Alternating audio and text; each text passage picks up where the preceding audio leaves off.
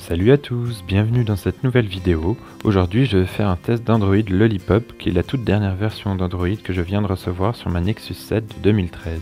Simplement pour rappel, la Nexus 7 c'est une tablette qui a un écran de 7 pouces Full HD 1920 par 1080 pixels, ce qui fait une densité de 323 pixels par pouce. Elle a un processeur quad-core de Qualcomm cadencé à 1,5 GHz, 2 Go de RAM, 32 Go de stockage interne, pas de slot micro SD, un APN de 5 mégapixels, une caméra frontale de 1,2 mégapixels, une batterie de 3950 mAh et le tout pour un poids de 290 grammes. Cette tablette je l'ai depuis sa sortie en août 2013 et j'en suis très satisfait. C'est vraiment un excellent rapport qualité-prix. On a une tablette très performante qui ne ralentit pas même avec des jeux assez gourmands. Son format et son poids sont idéaux pour la balader partout. L'écran est de très bonne qualité et l'image est vraiment bonne. L'autonomie est aussi très bonne. On tient facilement 2 jours en utilisation assez intensive et plus de 3 jours en utilisation modérée. A noter qu'après un an, elle vient seulement d'être remplacée par la Nexus 9. Elle reste selon moi une des tablettes 7 pouces les plus performantes et les plus intéressantes par rapport à son prix. Passons à la version d'Android. Google déploie les nouvelles mises à jour d'Android en premier lieu sur les appareils Nexus, donc je viens de recevoir la mise à jour à peine quelques semaines après l'arrivée d'Android Lollipop.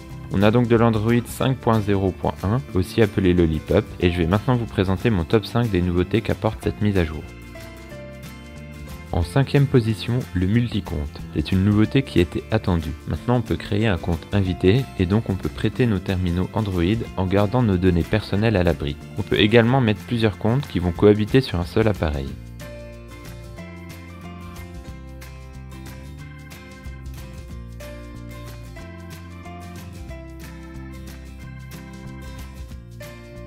En 4e position, le mode économiseur de batterie. Il faut savoir que de plus en plus de constructeurs le proposaient via leur surcouche, mais aujourd'hui c'est intégré en natif dans Android. C'est pratique pour quand on est un peu à court de batterie et qu'on ne peut pas recharger pendant un certain temps. Je n'ai pas encore testé cette fonctionnalité pour savoir combien de temps on peut gagner par rapport à une utilisation en mode normal. En 3e position, le multitâche. Beaucoup plus pratique et plus travaillé, il permet de naviguer rapidement d'une application à une autre. On peut se balader d'appli en appli et fermer simplement en glissant sur le côté. Si on veut être un peu tatillon, on regrettera l'absence d'un vrai multitâche multi-fenêtre dans Android. Mais peut-être que ça arrivera un jour, on y croit.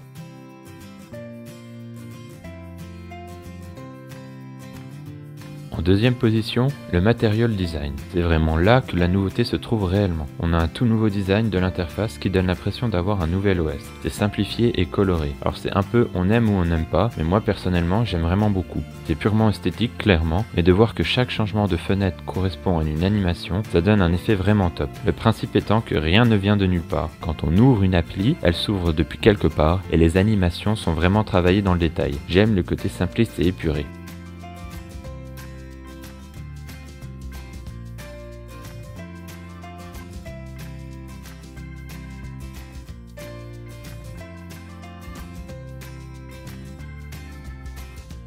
Enfin, en première position, c'est l'écran de verrouillage et plus particulièrement les notifications sur l'écran de verrouillage. Ça fait longtemps que je l'attendais et c'est vraiment une bonne chose. Ça permet d'être plus rapide et d'avoir une meilleure lisibilité des notifications quand on allume l'appareil. On peut supprimer la notification en faisant glisser, ouvrir l'appli concernée en tapant sur la notification ou réduire et étendre le volet complet avec un geste vers le haut ou vers le bas. On a ainsi beaucoup plus de visibilité lorsque l'on allume la tablette, d'autant plus que les notifications sont triées par ordre d'importance, ce qui permet de savoir en un coup d'œil si on a une notification importante.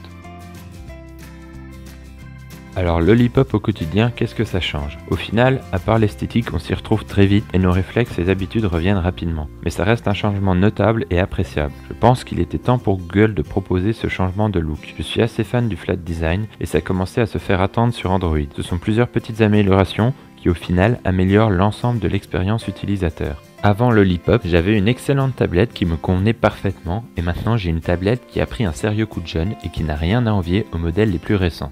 La taille de 7 pouces est pour moi un format qui reste intéressant et très pratique malgré l'arrivée des phablettes avec des tailles d'écran de plus de 5 pouces. Je compte bien la garder encore un moment. A noter que la première version d'Android Lollipop que j'ai reçue sur ma Nexus 7 est la version 5.0.1. Je n'ai pas eu la version 5.0.0. Je pense que c'est parce qu'il y avait trop de bugs sur les Nexus 7 qui sont passés à Lollipop 5.0.0, notamment au niveau de l'autonomie et du Wi-Fi, donc Google a attendu un peu et a directement distribué une version corrigée. Voilà, c'est tout pour cette vidéo. Merci de l'avoir regardée. N'hésitez pas à l'aimer, la partager et à laisser un commentaire sur la vidéo. Moi je vous dis à bientôt pour d'autres vidéos qui arrivent très vite. Bye!